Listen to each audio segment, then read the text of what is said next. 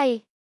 Welcome back to Braile's channel. Nagbabalik po tayong muli para sa isa na namang informative videos na para po sa inyo. This time, ay para sa ating mga SSS pensioners dahil ngayon nga ay mas pinadali na ang pag-apply natin ng ating SSS pension loan.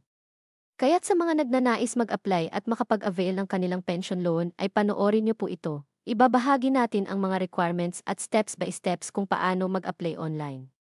But before po tayo mag-start sa ating topic, kung bago ka pa lang sa aking channel, please do kindly subscribe, like, and share na din sa ating mga kaibigan, kaanak o kapwa po nating pensioners, at please do share na din po sa ating mga social media accounts para mas marami pa ang makaalam. With no further ado, let's begin na po sa ating topic. Good news to all SSS pensioners. Dapat alam mo ito.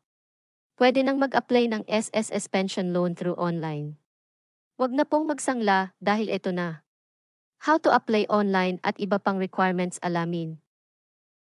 Para sa lahat ng SSS pensioners po natin na nagnanais mag-apply o mag-avail ng kanilang pension loan, may good news po ang SSS sa ating mga retiree pensioners.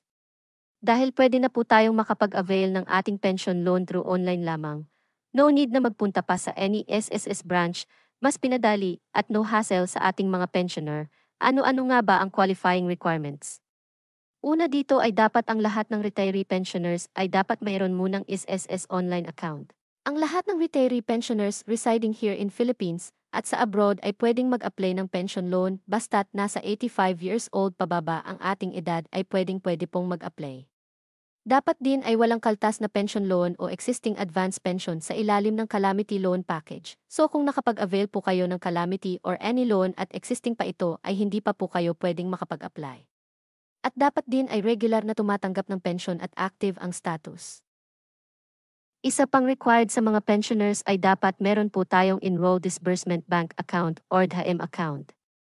Kung wala pa po kayong DHM account, ay may ginawa po tayong tutorials kung paano makagawa nito, pwede nyo pong gayahin at sundan.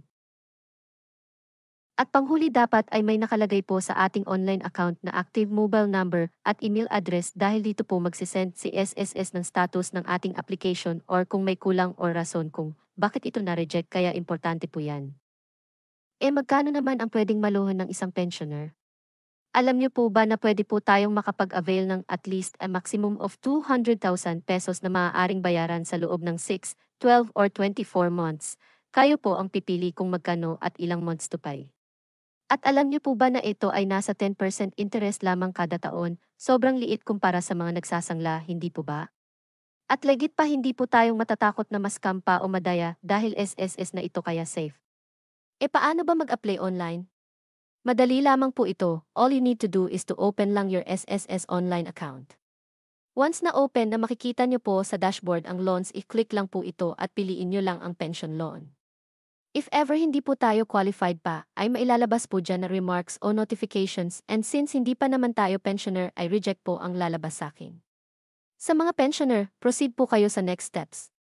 Piliin mo lang ang iyong bank disbursement enrolled account or DHM account. May mga choices po dito na pwede mong piliin kung magkano ang nais mong maloan at kung ilang months to pay ang nais mo. May lalabas po dyan na payable to 6 months, 12 months, or 24 months. Paalaala lamang po, kung magkano po ang monthly amortizations na nakalagay po dyan, ay yan po ang maibabawa sa ating monthly pension hanggang sa matapos po ang inyong loan, then click lang ang acknowledgement agreement na sumasangayon po tayo sa rules at guidelines ni SSS. Click lang I have agree para sa pension loan na mapipili nyo po. I-click lang ang disclosure statement at i-print kung nais nyong magkaroon ng kopya. Isara ang disclosure statement at click submit pension loan. After mag-submit ng application ay lalabas po ang notification tulad nito, katunayan na approved na ang inyong loan. That's it. May loan na po kayo agad. Mas pinadali sa lahat ng ating mga retiree pensioner. Sa ngayon ay hindi pa po ito applicable sa ibang pensioners. May bisoner ay mapag-aralan ito ng SSS at maisama na po ang lahat. That's it. Sana ay makatulong ito sa nagnanais mag-apply ng kanilang pension loan. Manatili po kayong nakatutok sa aking channel para sa mga latest informative videos na para po sa inyo. Marami pong salamat and God bless po sa inyong lahat.